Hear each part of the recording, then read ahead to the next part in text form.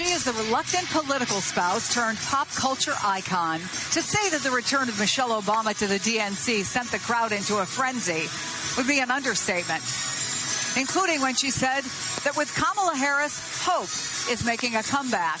And then she had a few choice words for Donald Trump. For years, Donald Trump did everything in his power to try to make people fear us. See, his limited, narrow view of the world made him feel threatened by the existence of two hardworking, highly educated, successful people who happen to be black. Who's going to tell him that the job he's currently seeking might just be one of those black jobs? Let's bring in former RNC Chairman Michael Steele, co-host of MSNBC's The Weekend and an MSNBC political analyst. Right here on set, Jonathan Capehart, MSNBC host and associate editor of The Washington Post, and Maya Rupert, who managed Julian Castro's presidential campaign and served as a senior advisor to the Elizabeth Warren campaign. It's great to have both of you here. Chris? I mean, it was a night. It was a night. A lot of talk about hope. We just heard what she had to say about hope. But I don't know, because you were coming into set, that you heard what J.D. Vance just said. Oh, no. Let me play that for you. Do we have that ready to roll? Donald J. Trump represents something that so many in this country need right now, and I think it's important to recognize that we need hope in the United States of America. I wish I had the... Well, you're keeping the face. Is it a different kind of hope, Jonathan? I don't know what he's talking about.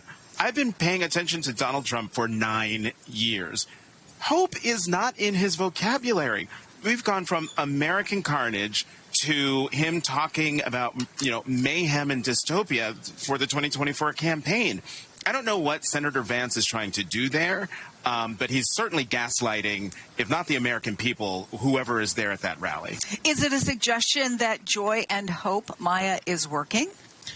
Absolutely. I think what we're seeing here at the convention, what we've seen ever since this ticket has come together, are people's excitement. People are saying, I feel hope again. I'm excited to see what is in the news. That is a palpable change, and it's the kind of thing that gets people organizing, talking to their neighbors, turning out to vote, and making this a successful campaign. And I think, to Johnson's point, I just don't think it's something that Trump has been able to compete with and match on any level. We're seeing there Donald Trump with his running mate on the stage in Asheboro, North Carolina. And if I can, Michael Steele, I want to have you draw a contrast, because we have a good idea always of what Donald Trump is going to say. But in the New York Times today, Peter Baker points out how personal what we heard from Michelle Obama was last night. Quote, in offering her support for Harris, who would be America's second black president if she wins and the first woman in the Oval Office, Mrs. Obama summoned her own grievances about the way Mr. Trump regularly attacked her husband along racial lines. The birther lie that Mr. Trump relentlessly promoted still burns in the Obama household. Draw me a contrast from what we saw last night to what we know we're going to see and hear today on that stage in North Carolina.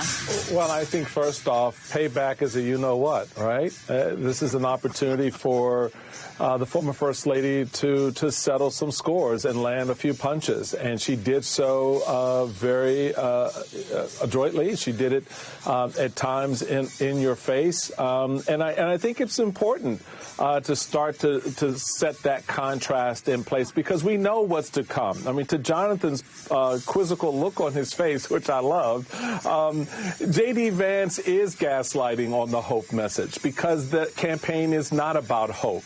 That campaign is about Project 2025. And what you see leveled up at the DNC convention, not just last night, but certainly tonight and going forward, will be a clear delineation between looking forward, hope, and looking backwards, dystopia and retribution and wanting to be a dictator. They're now trying to mask their actions and their strategy around with the word hope. But it's not believable, because to Jonathan's point, Donald Trump has never uttered the word. He's never laid out that as a vision for the country. And so it's going to be kind of hard now after what we saw and heard from Monday night to last night to now on this Wednesday come out and start talking about Donald Trump is all about hope. Well, no, he's not. And it's not believable. It will fall flat. And I think the First Lady and the former President Barack Obama made that conversation much more difficult to have today. And then when Kamala hits the stage on Thursday, it will be all but impossible for Donald Trump to own any piece of the narrative around hope.